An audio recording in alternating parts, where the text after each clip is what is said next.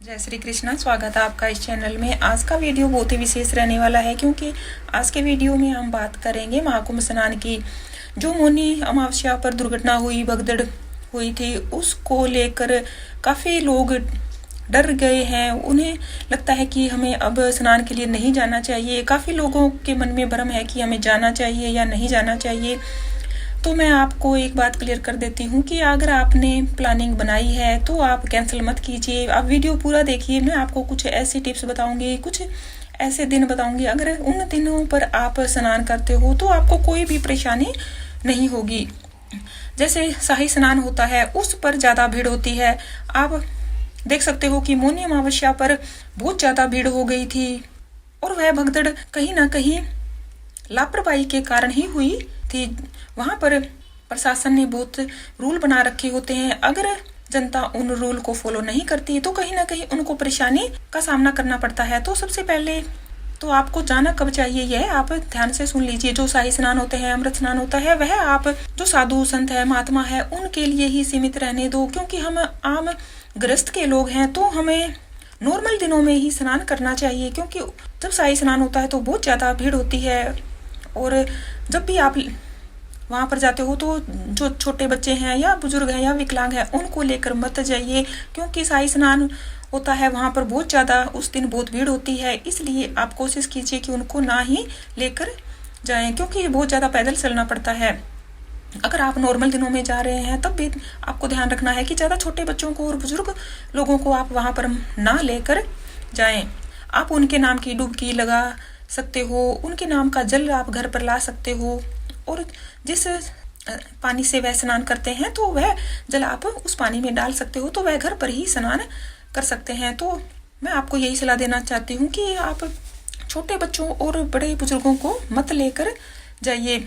और जैसे अब 12 फरवरी को माघी पूर्णिमा है तो जो संत महात्मा नागा बाबा वगैरह होते हैं यह अमृत स्नान करते हैं। शाही स्नान है यह इनके लिए ही है। तो आप कोशिश कीजिए कि 12 फरवरी के बाद जैसे 14-15 तारीख तक आप जाइए तो वहां पर काफी कुछ शांति हो जाएगी, भीड़ बहुत ही कम हो जाएगी।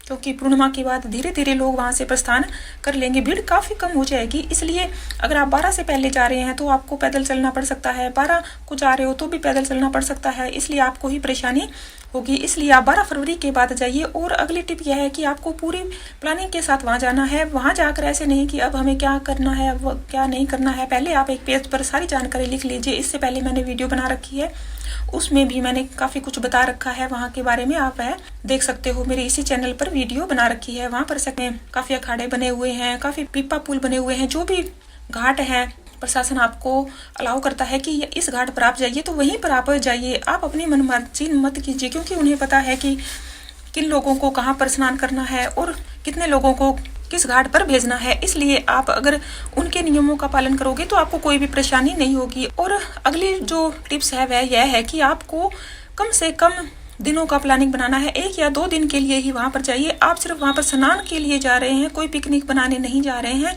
इसलिए आप कम से कम समय वहां रुकिए, जल्दी से आप स्नान कीजिए। और वहां पर आपको रुकना नहीं है। अगर आप वहां जहाँ अखाड़ों में प्रवचन वगैरह होता है वहां आप थोड़ा देख सकते हो। और वहां मंदिर है, लेटे हुए हनुमान जी का मंदिर है, वहां पर आप घूम सकते हो, देख सकते हो। और ज्यादा देर वहां पर आप मत रुकिए, नहीं तो आपको परेशानी होगी और दूसरे लोगों को भी परेशानी होगी। जो मौनी अमावस्या पर भगदड़ हुई थी वह भी इसी कारण हुई थी। लोग वहां घाट पर ही सो गए थे और सोच रहे थे कि हम सुबह उठते ही 2 बजे, 3 बजे या 4 बजे स्नान कर लेंगे, इसलिए वहीं पर घाट पर सो गए थे और पीछे से काफी भीड़ आ गई थी और उनके ऊपर चढ़ गई थी। तो ऐसा बिल्कुल भी नहीं करना है। आपको तुरंत जाना है, जैसे ही स्नान पूजा पाठ आपका हो जाए तुरंत वहां से आपको निकल लेना है।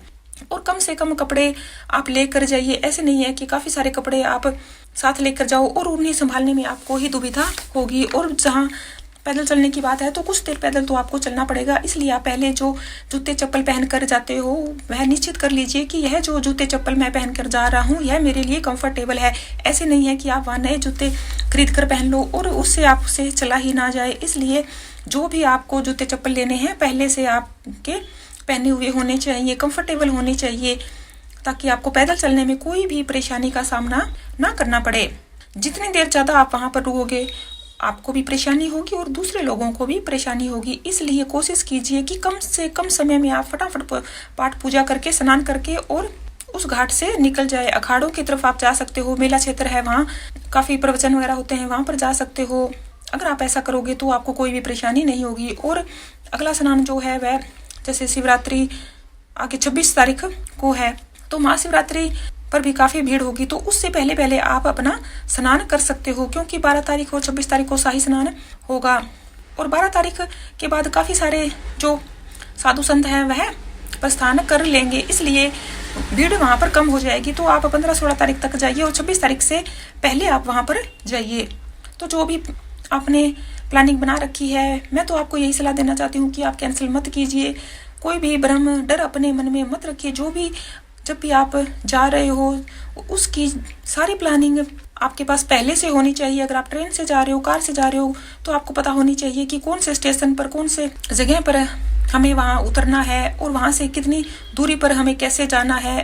पहले ही अगर आपको यह पता होगा तो आपको परेशानी नहीं होगी। अगर आपने इस चैनल पर पहली बार विजिट किया है, मेरे द्वारा दी हुई जानकारी आपको पसंद आती है, तो प्लीज वीडियो को लाइक कीजिए, शेयर कीजिए, चैनल को सब्सक्राइब कीजिए, ताकि आने वाली वीडियो के नोटिफिकेशन आपको मिल जाए। आपके जो भी इष्ट देव हैं, कमेंट बॉक्स में उनके प्रति आभार जरूर जताएं। जय श्री कृष्णा।